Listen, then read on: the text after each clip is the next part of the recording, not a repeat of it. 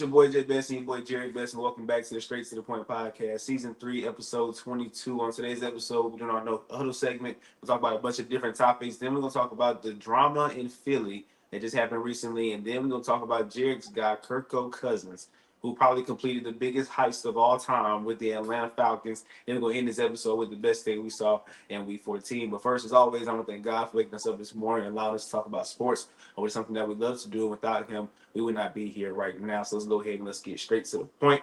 And let's go ahead and hit the no huddle segment. All right. First up, we got breaking news today. Actually, Bill Belichick is going to UNC to be the head coach for the Tar Heels. All right. This is after UNC fired Mac Brown, who's been there for 6 years, and he went 44-33. All right. The Patriots legend, the 6-time Super Bowl champ, is now going to the collegiate level to coach UNC. Jared, your reaction to this?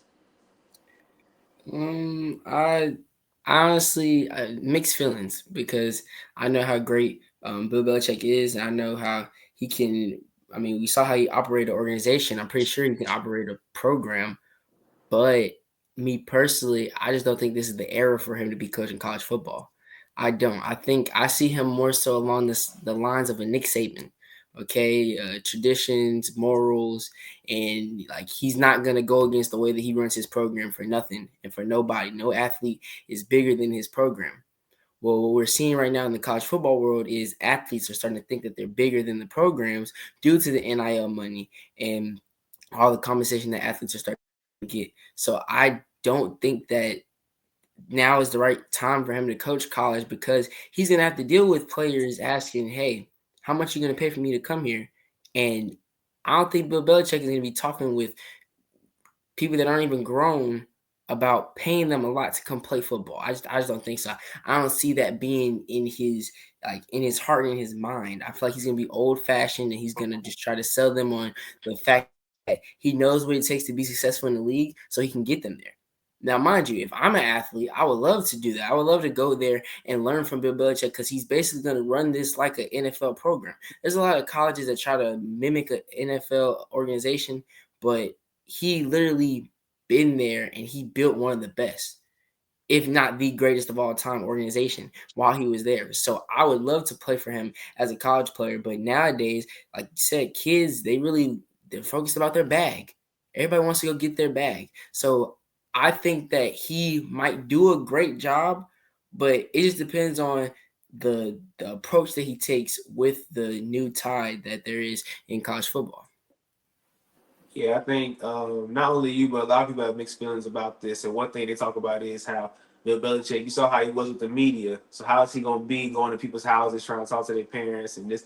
But I think Belichick knows he's getting himself into. Like, he wouldn't do this for no reason. I got to trust that Belichick knows that this is not the NFL, right? You got to go, you got to meet these kids' parents, meet their families, right? You got to create a bond, which will also help them come to the school. I mean, now, like you said, it's all about the NIL money, but I think you can still, with your resume, with your background, with your credibility, you can still draw some stars into your school. Because I think if it wasn't for the NIL thing, Colorado and UNC should have the number 1, number 2 recruiting classes in all of college football next year, hands down. Because you got Deion Sanders, of course, with his background. You got Belichick, a 6-time Super Bowl champ, who did it at the highest level.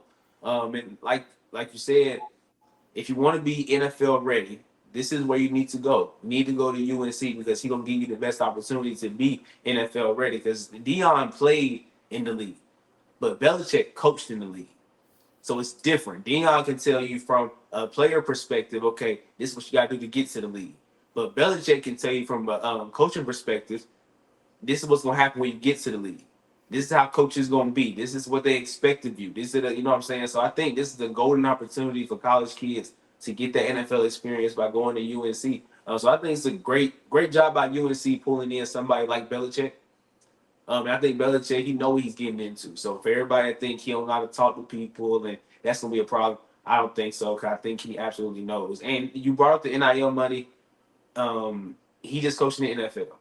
So it's kind of the same when you talk about the money now that you've integrated money into college football. It's kind of the same, right? You have free agents in the NFL who was chasing money, right? So now you got college kids chasing money. So I think Belichick can still maneuver his way around that and But find success. how many times do we see Belichick go out and make a big free agency signing. He never really did. The biggest free agency signing is probably Randy Moss, which I'm pretty sure they didn't give him that big of a contract because he was on the end of his career. Although Brady kind of revived it. So I don't know. I don't think, like you say, he's gonna find success because he'll get some athletes, but I don't think he'll find the success that people are gonna expect because I don't see him getting the top athletes unless, like you said, maybe he does come in with the approach of, okay, like this is like the NFL now, so we got to start paying guys. So unless he comes with that approach, I don't see him winning big because I don't think he'll get the top athletes, which wouldn't make sense. But like I said, new era in college football. And the payback off that, one of Belichick's biggest flexes is you just mentioned he didn't go out and get the big free agents, right? He never did, but he was still the most successful head coach in the league. You know what I'm saying? So even so, he might not take the approach with all the NIL stuff. He might not be out there trying to get everybody. He might just find those diamonds in the rough, like he did with New England, right? He might do it at the college level, and then he'll be able to coach them up to be successful. I think they're gonna be just fine in the ACC. Watch out, everybody, because Belichick is coming to town. All right. Next, we got the Dallas Cowboys. They crumbled on Monday Night Football. Jerry, you got to check out the Simpsons the Simpsons broadcast. Sorry, how was that? It was very interesting. Me being a Simpsons watcher, it was cool to see how they related it to the plot of the show and got all the different little. They had like little cut scenes and stuff in there, so it was real interesting, man. And I actually thought it was a creative and fun idea. I know probably a lot of kids out there love to see it, and it got brought in a whole new viewership for football. So I really enjoyed it. Yeah, that's what's up. But in that game, Dallas Cowboys failed to recover a blocked punt that led to a Jamar Chase touchdown that led to the Cowboys loss 27-20. And they fall to 5-8. Now I want to talk about Micah Parsons at the end of that game. You saw he's very emotional. A lot of emotions came pouring out of Micah. What is your reaction to that? Um, I'm not gonna sit here and like criticize the man. I'm not gonna, cause I mean, I know what it's like to be passionate about something. I know what it's like to, you're giving some of your all and you're trying your best, and things just aren't going the way you want them to go. So you're like emotions they're gonna come out, and did he handle it the best way? Maybe not. Stay out there, shake a couple of his hands, then walk to the locker room. But he's basically walking there with time still like left on the clock. That part wasn't like, it's not right, but I understand it. He's a passionate player. He plays with his emotions. He plays with all of that on the field. That's what he's going to bring with you. He's going to bring 110% effort because that's just the kind of player he is. Okay. So I'm not going to sit here and criticize him or throw him under the bus for what he did. I mean, should he have done it? No, but I understand. I mean, you're in the organization like the Cowboys and y'all can't find success. You Now, what I am going to say is he kind of brought this on himself because he should have been prepared for this. Okay, your team's not good. You should have known your team wasn't going to be good. You don't have your starting quarterback who's not good in the first place, but you don't have him. So your expectations shouldn't have been like they won those 2 games back to back. He said we're going to go make a run. We're going to make a run and cap out the season and hopefully slide into the wild card. What are you talking about? Cooper Rush is your quarterback. What don't you realize about that? Y'all aren't that good. I think like they before Monday night, they weren't even scoring touchdowns in their own stadium. Like y'all aren't good, okay? You have Cooper Rush. You're Everything's falling apart. You don't have a good head coach right now. Like you're in a bad spot. So just take your losses. It's how the cookie crumbles. So take what you got. Take your punches and roll with them, and move on to next season. Get ready for next season, okay? But don't come out after you win 2 games back to back against two opponents that are, hey, like y'all beat the Commanders by the grace of God, and then you like, come on, you beat the Giants. The Giants. You played Drew Lock. So I don't know, man. I don't think that I think that he brought this on himself. I understand the emotions. I'm not throwing him under the bus for that. But the fact that you even let it get to that point, you should know your season was over. You should know your season was over before Dak got injured, when you were hurt yourself. But the fact that you came out here, y'all won 2 little measly games, and you thought that y'all were gonna be all big and bad going down the stretch and make a run to get a wild card spot and then make a playoff run, you're delusional. So, hey man, I love to see that he is one of the few players that still play with that kind of passion, that kind of drive. But it's a reality check. Y'all weren't that good. It's okay. Cut your losses, deal with it, and just keep moving on. But yeah, that's what I think of that situation. Hey, I was about to say let's do a little good cop, bad cop, because you started off good. I know what it feels like to, be very passionate about something, but then you just teed off on them. So I'm big back off what you said, all right. Like why are we talking about making a run? When for one, you don't have your quote unquote franchise quarterback, your quote unquote highest paid player of all time. You don't have him. So your chances of winning should be decreasing, right? Even though with him, I don't think your chances of winning was that high. But even without him, you still talking about y'all can make a run after beating, like you said, the Commanders who missed the PAT at the end of the game to tie it. And then not only that, but you beat the Giants the very next week. So and I'm gonna take a different approach. So that's the payback off what you said. Micah, you had 0 tackles. You did nothing that game. Absolutely, there is nothing in the stat sheet that lets me know that you was in the game. And you on the sideline throwing a temper tantrum. And you walking off the field like you just balled out, like you just had 3 sacks, a strip sack, and y'all still lost. Then I might have sided with you a little bit. But you did nothing, son. Nothing. And you complaining about, so I don't want to hear it. I really care less because for one, you put it on yourself when you gave yourself high expectations. You should have known, like at some point, you gotta be real with yourself at some point, right? Like you can't just be, you don't live in this fantasy where everything you want to happen gonna happen. You gotta be real. Look, your team is not good right now. Bounce back, try to bounce back next year and fix it. But right now, your team's not good. So talking about making a run, you're putting expectations on yourself. So whenever you don't meet those expectations, you're gonna be mad about it. So you put this on yourself. Then for two, you didn't do anything in the game. So I can't defend you for your little emotional tantrum you do on the sideline, then walking off the field. No, bro. If you would have had a good game, maybe I'd be on your side. But no, you had 0 tackles. No, not even assisted tackles. No combined tackles. You had nothing. All right, so I don't want to hear it. All right, next let's go down to LA.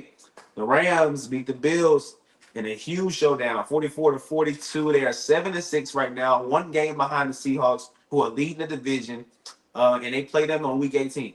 Right, so that could be the game for the division at the end of the season. Jared, how dangerous is this Rams team? They're pretty dangerous, but it's come down to who they play because they have the offense. They have a crazy offense. We were talking during the game, and it's to Cooper Cup, to Puka Nakua, hand out to Kyron Williams. We see Matthew Stafford getting other pieces involved outside of Cooper Cup and Puka Nakua. It looked special, but your defense couldn't get a stop. Yeah, eventually y'all got to stop because y'all were able to pull out the win, but they still scored. What would we say, 42 points? Mhm. That's unacceptable. That's not going to get the job done. And mind you, you're going to have to play against the Lions. You're going to have to play against the Eagles. You're going to run into teams that have a good offense as well that is going to be able to put up points on your defense. Your defense has to find ways to get a stop because if you go against a team that can get just one or two stops on your offense, you're in trouble because it seems to me that their defense can't hunker down and really, now mind you, don't get me wrong, the Bills great offense. Josh Allen, he's playing out of his mind. So of course it's gonna be hard to get a stop, but 42 points, that's not that's unacceptable. And so they can go as far as that defense will allow them to. I don't think that Matthew Stafford is going to go into every single playoff game and throw 4+ touchdowns for them to get a win. I can't see that happening. Now, mind you, will it probably happen? It could. But mind you, they also scored off of a block punt. Okay, like things like that. That is one of the things that led to them getting the win. So if that block punt doesn't happen in the playoffs and Matthew Stafford has a game where he's held to one less touchdown, are you going to be able to win that game? Can your defense get critical stops for you to win that game?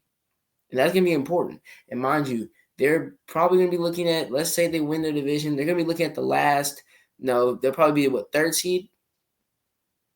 Yeah. Probably third seed. So you're guaranteed one home game. But I think they'll have to go on the road after that. Because honestly, I think that the 1 and 2 seed will be remaining in that conference, which is the Eagles and the Lions. So 9 out of 10, you're going to play Philly. We saw how you played against Philly earlier. So, I mean, according to what I've been hearing, Philly's having a little rough patch on their offense and struggling with Jalen Hurts. which I mean, it was one game to me. I haven't really seen it. So when they go head to head against the Eagles, I'm favoring the Eagles because I've seen the Eagles get stops on some of the best offenses in the league so far. So if they can manage to get a couple stops against Matthew Stafford and the Rams defense plays like how they played on Sunday, they will be going home.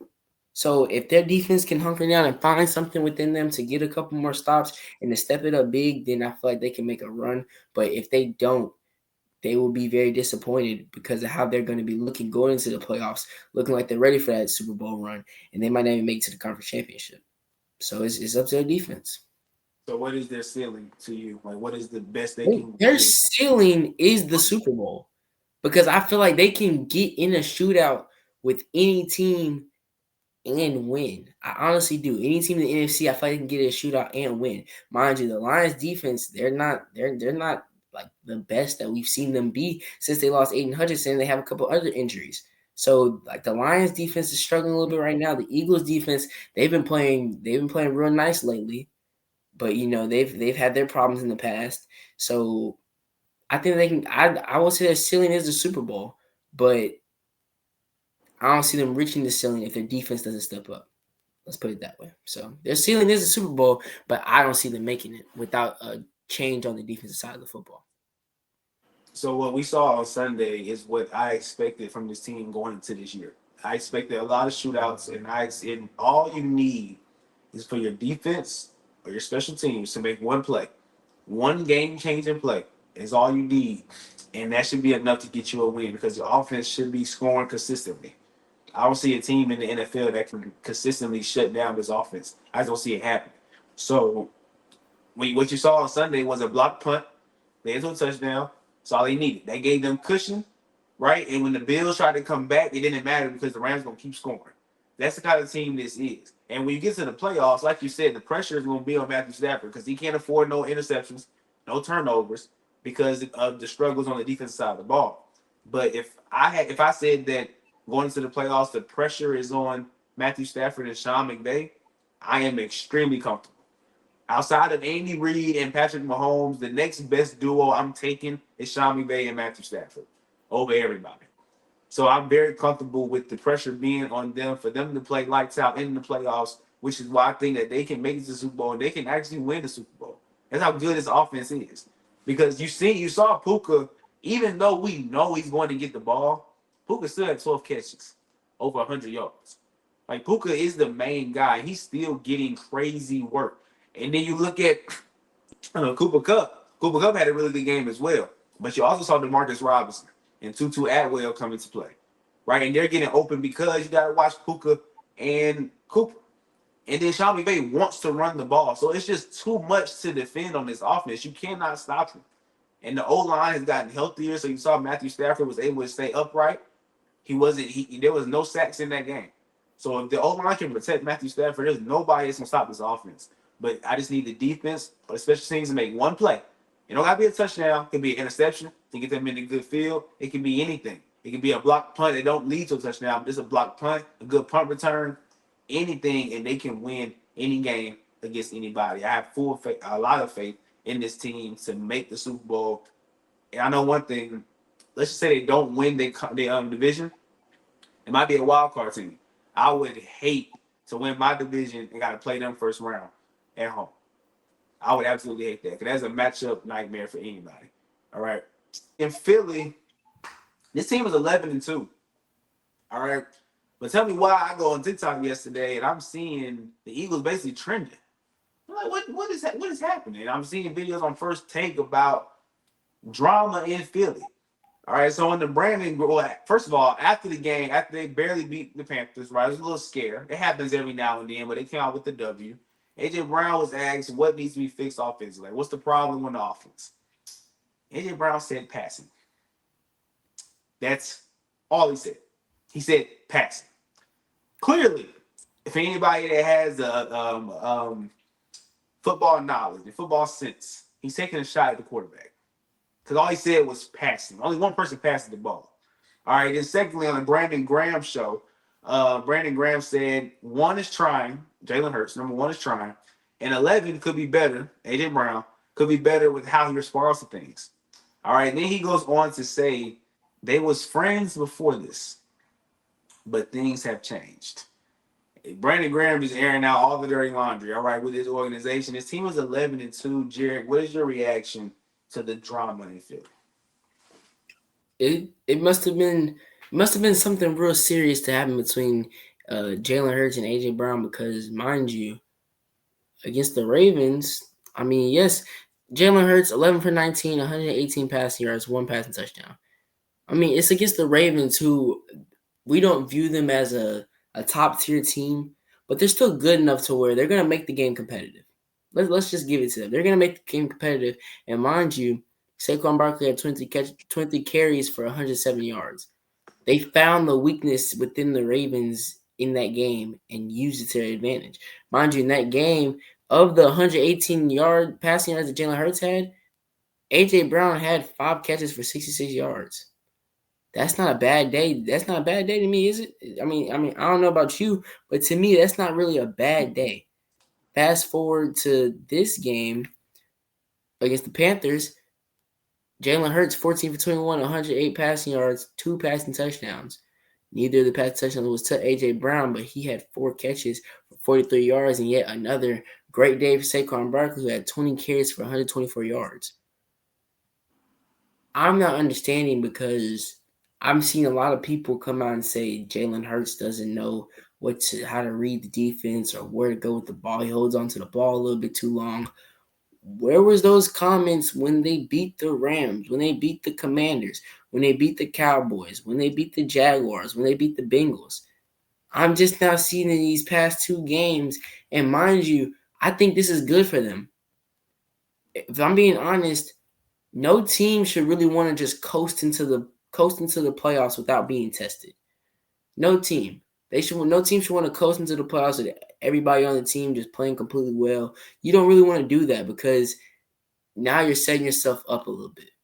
If they just blew through the rest of their competition for the remaining games and went into that playoff game, being the second seed, having to play potentially a Rams team, having to play a Packers team, it's a little scary because you might think that y'all are somewhere where you're not, and it might be a problem.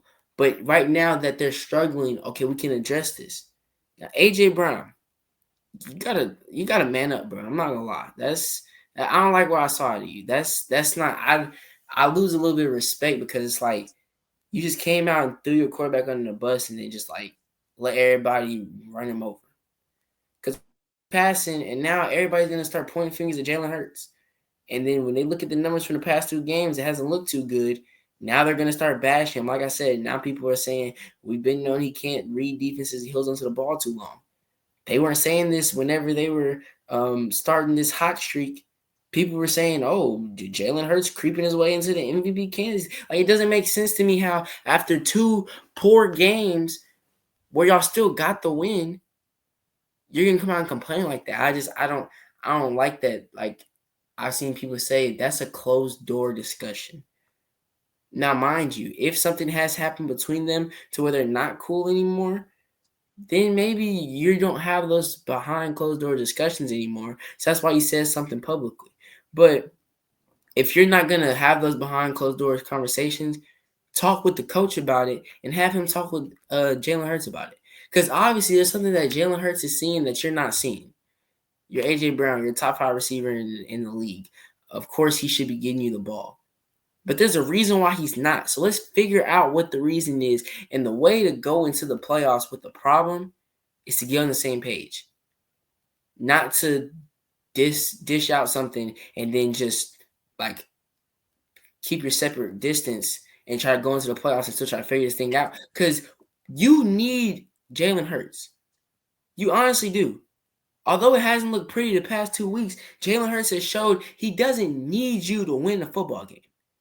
He doesn't. He has Saquon Barkley. He has Devontae Smith. They're missing Dallas Goedert right now.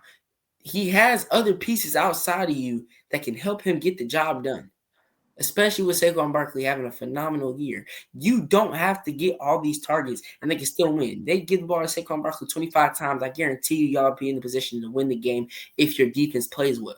So you need him. It's not the other way around. So a way to get back on the same page, and the way to get back in his favor and get him to look at you a little bit more isn't by throwing him under the bus. It's by coming together and having a conversation about it.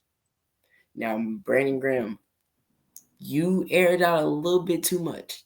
Just a little bit too much. It wasn't a problem by you saying one is trying, 11 needs to handle it a little better. You stop right there, that's okay.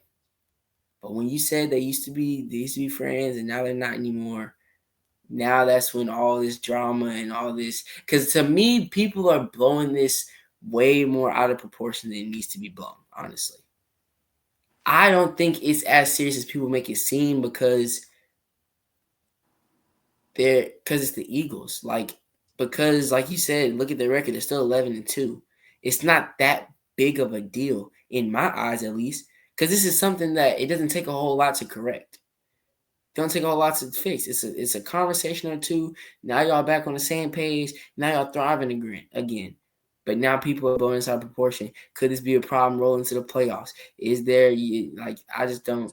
I don't think you need to go there and escalate because of what Brandon Graham said. And honestly, I don't think you should have spoke on the situation. If anything, being the leader you are, I don't know how much he's in the locker room anymore or how much he's in the facility.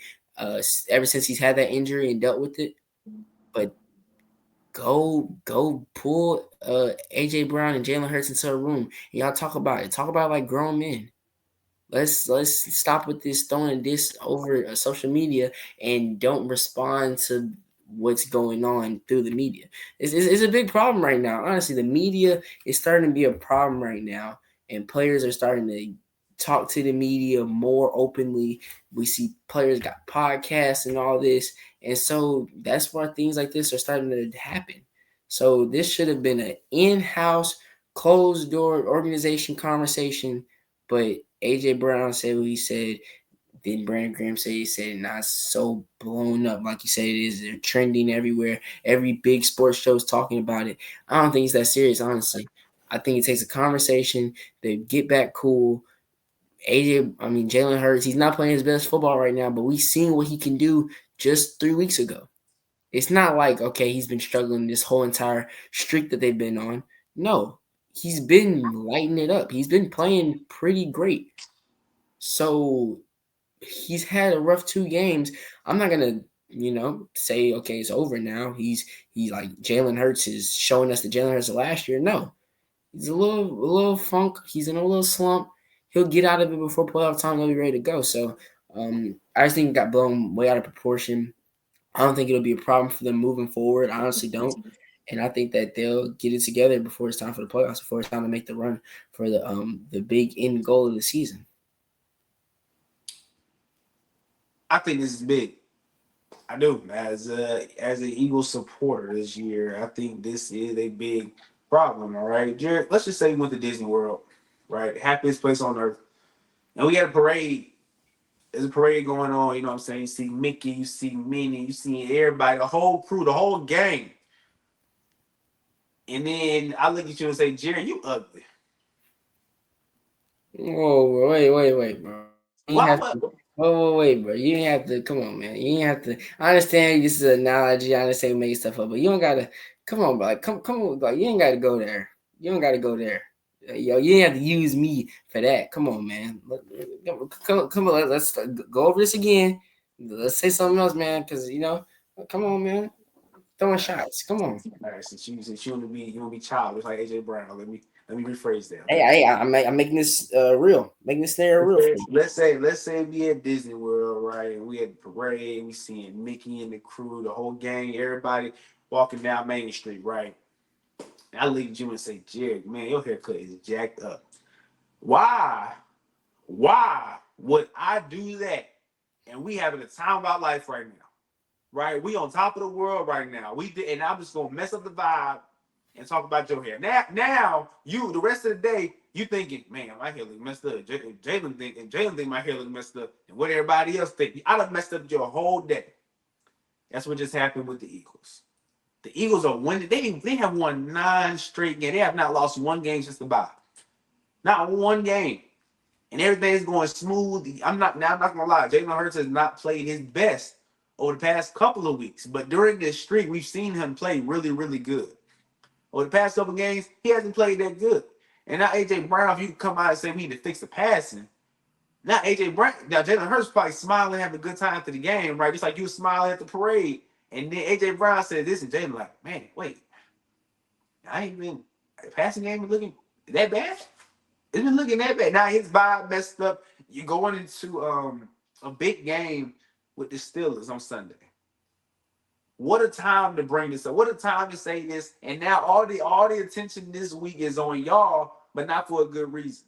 It's for a bad reason.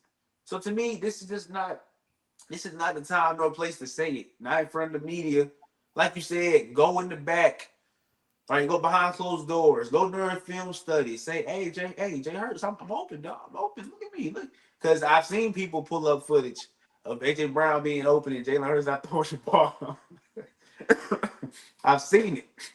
So what I'm saying is, it's not the time or place to do it, bro. And AJ Brown starting to get sick of you. All right, you a top 5 receiver.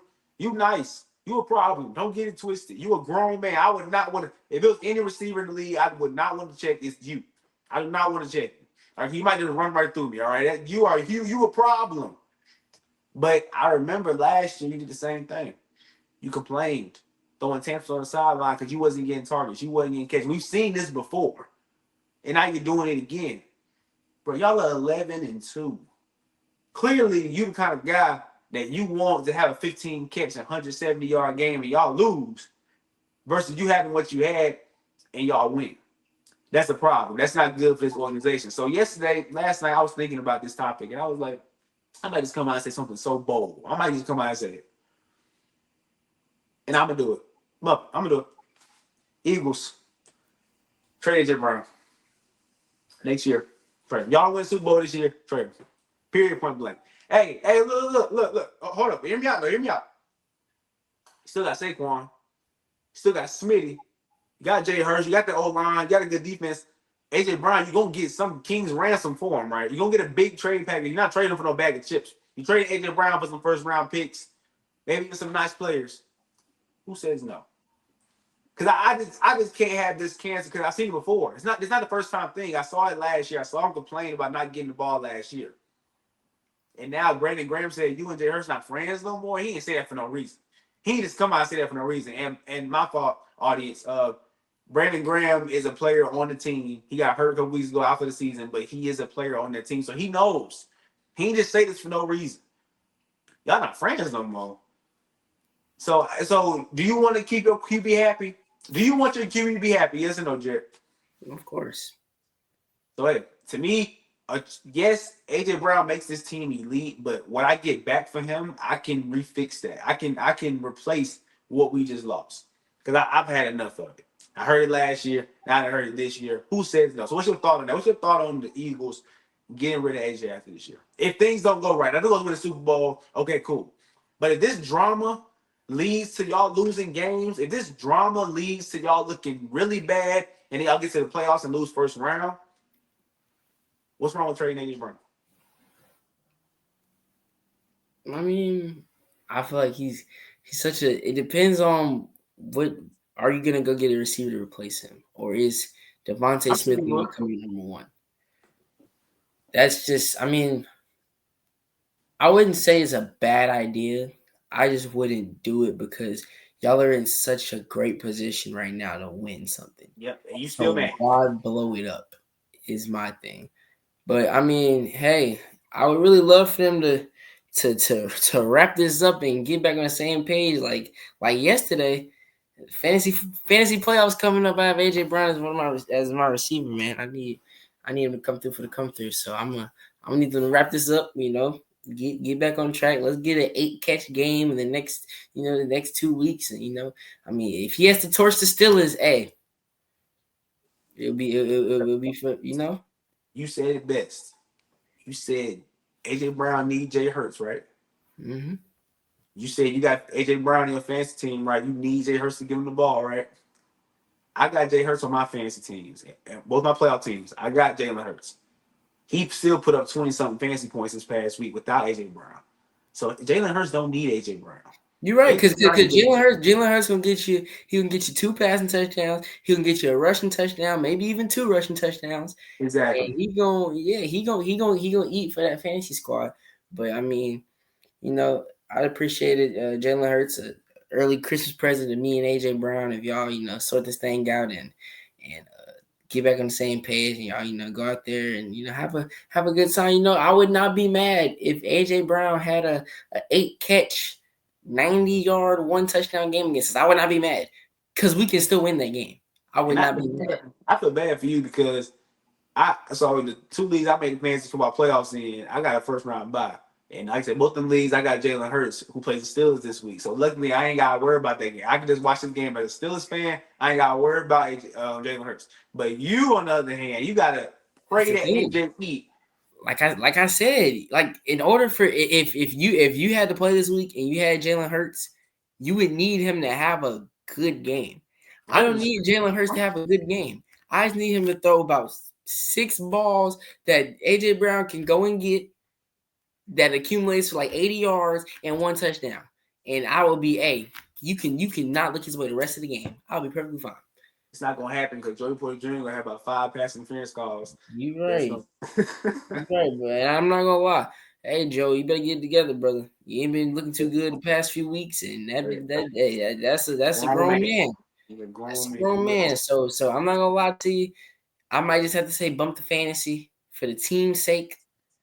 I might have to say, hey, y'all, have another game. Because I'm not gonna lie, if AJ Brown has a monster game, I don't see us winning. If he has a If monster, it's too crazy, yeah. if he has a like he did to us, what was it, 2 years ago? Don't even remind me. Don't even remind You me. and you. Flashbacks. You and you. That is the big thing. So. That's all right. But let's go ahead. Let's move forward to Jared's guy. Captain Kirk Cousins is what Jared called him. We're gonna do an episode at the end of the season. When the season's over, we're gonna talk about the worst takes we had this year and the best takes we had this year. I don't want to spoil it, but Jared is definitely gonna be up there because he said that Kirk, what did you say? Is equivalent to Deion Sanders coming to Atlanta. Ain't that what you said? I said it. You right. You said it with your chest. You I said sure it. did. I ain't ashamed of it. All right. So Kirk Cousins, 0-4 over the last 4 games. Mm-hmm. In this 4 game stretch, he has 0 touchdowns and 8 interceptions. In the fourth quarter of this season, right? I paid you that big bag to come and be important in the biggest moments of the game, right? Fourth quarter is money time. I need you in the fourth quarter. He has 2 passing touchdowns and 8 interceptions and a QBR of 56. All right. So, Jarek, what is your comments for your guy, Kirk Cousins? All right, look here. So, Kirk Cousins, I'm not. I'm okay. He's not. For everybody saying he's washed, he's trash, he's terrible. Start Michael Penix Jr. I wouldn't put it there yet. I mean, I know. Stats can be misleading, but the man is third in passing yards. He has a 67% completion percentage. He averages 261 passing yards per game. He has 17 touchdowns and 15 interceptions. Now that's where it goes downhill, okay? That's where it goes downhill is 17 to 15. It's not a good ratio as a quarterback, especially when in the past, what do you say, 4 games?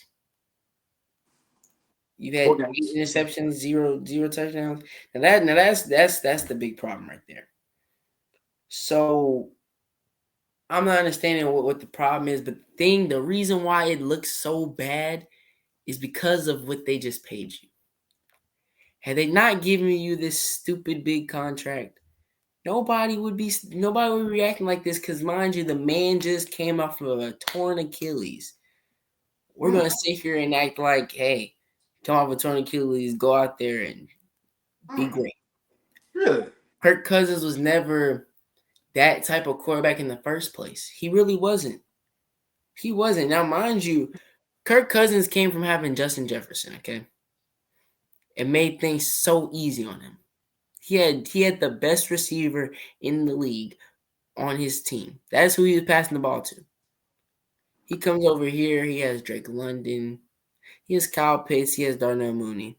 And the thing about them is they're not they're not as consistent. Like Darnell Mooney and Drake London, they're ninth and 10th in receiving yards. So don't look at me and say, what are you talking about? They're not as consistent. They're not like a Justin Jefferson. Let's put it that way. Of course not. And there's a lot of times where Kirk Cousins could say, bump the read, bump this. I see Justin Jefferson. He's getting the ball. He can't really do that in Atlanta. He can't. And I think that he has to remember that. And so he has not played good football in the past 4 games. Let me just say that. Okay. I'll admit it. He's played like cheeks. Okay. I will say that. Okay. 0 touchdowns, 8 interceptions. That is cheeks. That is you are approaching bottom barrel cheeks if you're not already there. Okay. So don't look at me and say, oh, you're babying him. No, you played bad, okay? And I need you to correct it because right now you're making me look like the biggest idiot on the face of the planet, okay? Like you said, at the end of the season, I'm going to be on the episode where the dumbest takes of the year, okay? I got caught in the moment with him swag surfing. It looked good. White man, corny white man at that. Change of scenery in a new environment, adapting with the city. It was like a feel-good story. It was like a comeback story too, because Kirk Cousins, you're just now finding your way back. But Kirk Cousins, we have to, because mind you, the season's not over. You're second in your division. You're sitting at 6-7. You play the Raiders this week. You play the Giants next week. The week after that, you play the Commanders. Then you play the Panthers. I don't see why you can't go win now. I honestly don't. You If you're should. racing, you're right. They should. If you're racing with turnovers and you give me about 2 more touchdowns per game, you would not have lost to the Vikings. Well, you might have because they put a 42 on your head. But you would not have lost to the Chargers. You just wouldn't have. And the Broncos game just looks so bad. So you literally have the potential to win out still. So go ahead and win out. Go ahead and win out. Tampa Bay, they play the Chargers this Sunday. I don't see them winning that one. They go on to play the Cowboys. They can win that one. Then they play the Panthers, who just took them down to the wire. And they play the Saints. Kirk Cousins, go in the division and make everybody forget about this. It's that simple. You're going to need a little bit of help. But go in and make everybody forget about this. Mind you, the Falcons have beat the Buccaneers twice. So they have the head-to-head tiebreaker. So if the Buccaneers drop one game and the Falcons win out, guess who's in the playoffs? Guess who has a chance at redemption? Falcons. So Kirk Cousins, it's like at times he tries to do too much, and sometimes he doesn't. It's like he doesn't see the defender sometimes, and sometimes he tries to do too much. So, like, look, but mind you, Kirk Cousins has never been that's where the whole contract situation got things messed up. It painted a narrative around him that should have never been painted around him. Okay, people started putting him in the same conversations as like the Jared Goffs and the Matthew Staffords. That's fair to say, right? After he got that contract, that's how people kind of viewed him. It's not who he is. It's not. He's a game manager, and he can do it at an elite level when he's not making mistakes, and he does it at a poor level when he's making mistakes. So go ahead and cut out the mistakes and you'll be fine. So I'm not going to sit here and lose faith in Kirk Cousins, okay? Mind you, he was on my fantasy team. He started tripping. I dropped him. But Kirk, I'm not losing faith in you, okay? I'm not. I still believe in you. The city of Atlanta might not believe in you anymore, okay? They're kind of cruel down there. They're not very gracious, okay? That's okay. Your teammates, I'm pretty sure they still believe in you. They had to deal with Desmond Ridder, Marcus Mariota. You're fine. Go do some soul searching. Do what you got to do. Come out here these final few weeks. Go ball out. Make the playoffs. You're going to have a home playoff game in Atlanta. You will be playing the Vikings. So, hey, it's another chance of redemption. How great would it be for Kirk Cousins to go on a run right now, win out, get the playoff spot. They'll probably be the 4th seed. You get the 4th seed. They could be the 4th or 3rd. I love, just for this purpose, let's say the 4th seed. You get the 4th seed. You play the Vikings.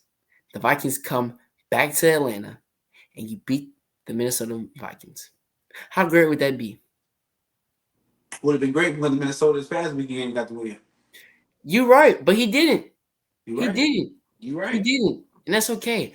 It's okay. I think that look, man, the man's not gonna play bad football forever. I can't see it. Okay, so everybody's saying put in Michael Penix Jr. Now that is where you're really wrong.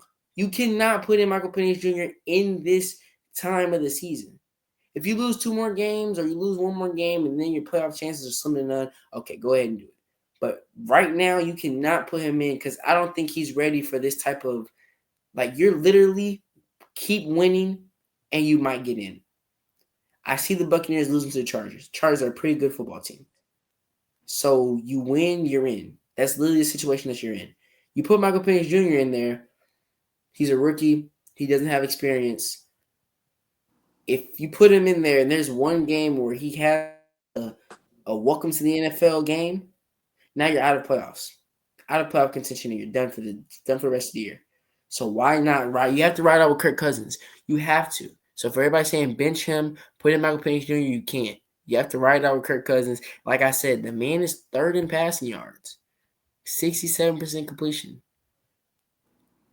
Clean up the turnovers, put the ball in the end zone a couple more times. You'll be all right. So I'm not going. Look, man. I got on the train in the beginning of the season. Okay, I was a conductor in the beginning of the season. When I saw him swag surf, I was a conductor. You know, I jumped to the front. I was driving the train. I've given up my conductor spot. I'm not in the caboose yet. I'm a couple seats away from caboose. So No, you're a conductor. Stop it. You're a no, conductor. no, no, no. I'm not the conductor anymore. I'm not the conductor anymore. Yes, I you are. don't No. look. You said this. You said this man going to Atlanta is going to be equivalent to Dion coming to Atlanta. That's what you said. You took this out of context so big. No, that's what you You said. took that. You and everybody else that approached me about that comment, y'all took that way out of context. No, That's not what I meant. That's Okay, what I'm you gonna say said. it right now. That's not what I meant, y'all. That's not what I meant. Did y'all not look here, man? This the last time I'm gonna explain myself. Okay, I don't regret what I said. I said it and I stand by it. This is the last time I'm gonna explain myself. If you saw after that Thursday night football game, Kirk Cousins and the whole crowd swag surfing, and the people outside of the game playing music and celebrating like they just won the Super Bowl, you will understand what I said. When Dion arrived in Atlanta, he brought a certain swag to Atlanta. Dion was coming up. Dion came to Atlanta around the time that hip hop music got big in Atlanta. Okay, he brought that swag to Atlanta. When after that Thursday night football game, when I saw Kirk Cousins and the whole crowd swag surfing and the people in the parking lot, people outside the stadium having a good old grand time, it made me look at it like, hey, I think this is how Deion Sanders had the crowd of the Atlanta Falcons games after the games. After they saw Deion do Deion's things, they would be celebrating like this. So I'm not gonna apologize for what I said. I'm no Deion. Look here, man. This is no type of like. I'm not comparing Kirk Cousins to you. I'm not. I'm comparing the impact in that moment. In that moment, that is what I saw. So I'm not going to no, and I'm not going to say that I'm conducting the training anymore. I'm not. Okay. That's that. So Kirk Cousins, go out there. Look here, man. Right now, if me and Kirk Cousins sitting here right now, because mind you, he's probably not watching the podcast. Okay, it's not a shot at you. He's just not. Okay, like there's no way. Like if I was on first take, if I was on first things We first, get it. No, we get it. We get it. We get it. you understand what I'm trying to say? We get it. I got it. I got Okay, it. I appreciate it. I just had to make sure you understand what I'm trying to say. Listen, Kirk, I still believe in you. Go get the job done. Go to the playoffs with this Falcons team. Go win one playoff game so that these people can say, you know what? He was worth the bag. Okay? And that's that, man. That's all I gotta say about this topic, okay? Y'all ridiculing Kirk Cousins like this. He's in a little slump. It's a terrible slump. But he's gonna be all right, man. I still got faith in him. Watch this. Watch what he does in these past few weeks. Watch. Kirk Cousins is making $90 million this year for this one season. 90 million. I did not pay you to come over here and have a. First of all, throughout the whole entire season, bump the 4 games. Forget that, because that's just recency bias. Throughout the whole entire season, I did not pay you to have 2 passing touchdowns, 8 interceptions in the fourth quarter. I paid you to come here and win me games. The fourth quarter is the money quarter. They got to have the quarter. That's when you need to be great. And you've been the opposite since you got here. All right. My it's not a hate for Kirk Cousins. My hate for this organization runs so deep, but Kirk Cousins is going to be on the receiving end. Unfortunately, I think 2 years straight, this team has dropped the bag during the draft. I will say it and say it again till everybody understands. You drafted Bijan last year. I think that was a bad pick. Could have got Jalen Carter. You could have got anybody else you wanted, anybody to help your defense. You know this defense is dead last in sacks. Did you know that? They have 19 sacks this year. They can't get no pressure to the quarterback.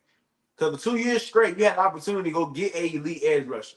This year, instead of getting Michael Penix, could have got Jared Burst. He's having a pretty good year in LA right now. He could have came and helped this team out. So I got a problem with you getting Bijan after Tyler Algier just had a 1,000-yard season for your team. And now you see Tyler Algier still getting touches, right?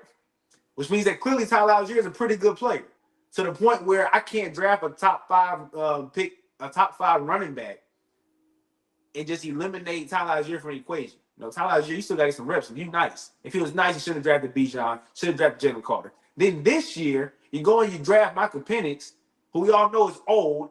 And if Kirk Cousins was to play out this contract, Michael Penix would be like 27, 28. So you're not even getting the full experience of Michael Penix because you went and you paid Kirk Cousins all this money for 3 years, and you can't bench him. You can't. You cannot bench Kirk Cousins. Period. Whatever he's doing, he's gonna keep doing it, or you gotta ride through it because you're paying him $90 million this year. I'm not paying you $90 million to play what I'm saying 3/4 of the season, and then sit out and just get the money and be sitting happy.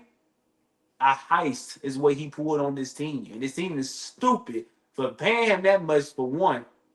And you know what? Maybe if they paid him that much, and maybe if they drafted a nice defensive player this year, maybe the defense would have been better so where Kirk Cousins can be average to below average, and y'all can still win games. But clearly, y'all need Kirk Cousins to be y'all savior because the defense is terrible. So you have to have him back there creating points on the offensive side. So when he turn the ball over, it's going to equate to losses. You just said third in passing yards. You just said he this, he that. But his team is now, I just had it pulled up. His team is now 6-7. You know this team was 7-10 last year? Did you know that? So I paid you here, so I wanted to see a more production. I wanted to see a production in the team. Not just the offense, but this team. And you on pace. The way it's going right now, you might barely be better than last year. You still might miss the playoffs. So Kirk Cousins, yes, you're playing bad, but I blame the Falcons organization for even putting you in this situation. Yeah, they are 6-7. So yeah, you over there spewing about stats and all that stuff. How many wins, losses they got? That's all that matters. And then I paid you. I gave that fully guaranteed contract to come and win me games. Not be a show pony. Put up stats. Who cares? Who cares? You're 6-7.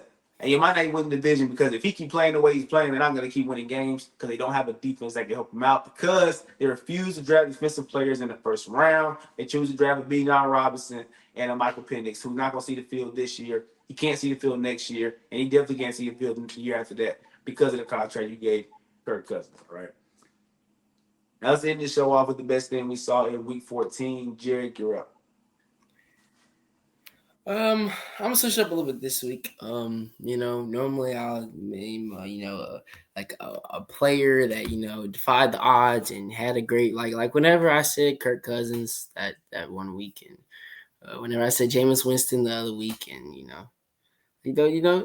or I'll say a great play like what man what. Hey, whoever you put in this segment, clearly for the next week is terrible, or the next couple weeks is terrible. Stop it! No, You put no, Kirk it's in not this even like segment, that. It's like and now we can talking you let about. me finish? Can you let me finish, please? Go ahead, go Please ahead. let You me know, finish. just don't say no Steelers players, please. Jeez Nobody Louise. from the Steelers. So like I was saying, I'll normally say a player that had a great game after, like James Winston coming off of being benched, had a great game against the Ravens. Kirk Cousins having a great game early in the season. Or I'll say, a great play because it's made by, a player like last week, Leonard Williams taking an interception back to the crib, right? This week, I'm going to go a completely different route. And the best thing that I saw in week 14 was after Jamar Chase scored the first touchdown, and he did the little gritty for the kid that he met with prior to the game, and he gave the kid the ball for when he scored a touchdown. See, man, you over here hating for no reason, man. I'm over here trying to get sentimental, trying to get heart to heart with the audience. Okay, and you over here dogging me out for no reason, man. Yeah, so Jamar Chase, I gained a lot of respect for you this past week. Seeing you do that little kind gesture. There's still some good people out here in this world, and you happen to be one of them. We live in an evil world, but there's still some good. So Jamar, keep doing your thing right now. Best receiver in the league right now, as of this year. You're balling out, and you're still a good person, even though your team's not doing well. That shows the kind of guy you are. Your team's not doing well. You ain't have to meet up with the little kid. You ain't have to, do what you did for him. But that's what you did. So shout out to Jamar Chase for being a good human being and being a good football player. Thank you very much. Over there hating for no reason, man. Yeah, give me my snaps. I agree. I gain a lot of respect. Like Jamar Chase has climbed. Jamar Chase has climbed my favorite player list because of what he did this past week. I thought that was pretty cool, man. Like I said, you don't see. It's a lot of bad in the world right now, right? It's a lot of bad things going on. It's a lot of bad people. So when you see good people do good things, you appreciate it. I'm gonna go down to LA where Puka Nacua had an amazing game. That's the best thing I saw in week 14. I'm going into this year for my bold predictions. I said, not bold predictions, but we talked about who can win Offensive Player of the Year, et cetera, et cetera. I said that Puka would be Offensive Player of the Year candidate. Because he's missed so many games, he can't. But performances like this are what we could have been seeing all year from Puka. I think one of my bold predictions was he was going to have the best receiving year this year as a receiver. But him being hurt kind of messed it up. But he had 12 catches for 162 yards, a rushing touchdown, and a receiving touchdown. He's an all-around receiver. You can hand the ball off to him. You can throw it to him on the outside. You can throw it to him on the inside. He's a matchup nightmare. And you saw the catch, might have been the catch of the year, not gonna lie, between this catch and the Garrett Wilson catch. You saw what you call on the phone, you said the Michael Jackson catch. That's what you said. Got the two toes down. Very improbable. Like, I don't even know how he got his feet down because he couldn't look. He was looking at the ball. So how did you know to get your toes exactly right before the out of bounds line? That's probably the best catch I've seen this year. Like I said, between that one and the Garrett Wilson catch. But yeah, Puka Nacua, you the best thing I saw in week 14. Keep it up for this playoff run because I did pick y'all to go to the Super Bowl. So go ahead and keep this up.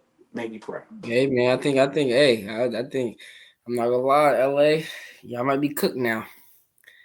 Y'all might be cooked because whenever this man jumps on the team's train, they go downhill. We see the Jets. Yes, I brought him. I found a way to bring him up this episode. Thank you. Uh, the Jets went to shambles. You were very, you're an Eagle supporter, and according to you, they got big problems right now with their drama. And now you didn't, put your little stamp on the Rams. Hey, Hold up now. Going into this year, I said the Jets and Rams will win the Super Bowl. That's what I okay, said going into this that's year. fine. And then and So then and then you kind of leaned a little back and got into the Eagles side of things because you saw how their defense was struggling and the offense was looking a little bad even when Cooper and Puka came back those first couple games. But now you're really back invested full time. yeah. Well, I also picked the Eagles to go to the NFC Championship against the Rams. So I think the Eagles to get far too. Might the Rams put the icing on the cake and go and get the job done. It might be a problem. Something about the whatever. I Might be don't a care. problem. I have a joke for you, but I can't. I'll tell you after the podcast. I can't tell you while we're on the air right now because we might mess around and get canceled if I told you my joke. All right, And but that is cancel, it. You said what? cancel culture, man, ruining everything. Right. You're right. I can't say nothing, but that is it for today's episode of Straight to the Point podcast. I will see y'all on Saturday for our betting episode with me and Tyrell. And December 18th, mark it on your calendars. December 18th, I have a very big announcement to make, and it could result in somebody. Well, somebody is going to, but it's going to result in one of y'all winning a lot of money. All right. So tune in December 18th for our Me and Jerry's podcast episode. I will have all the information, all the details on that episode. And hey, may the best person win. All right. But that is it. We out.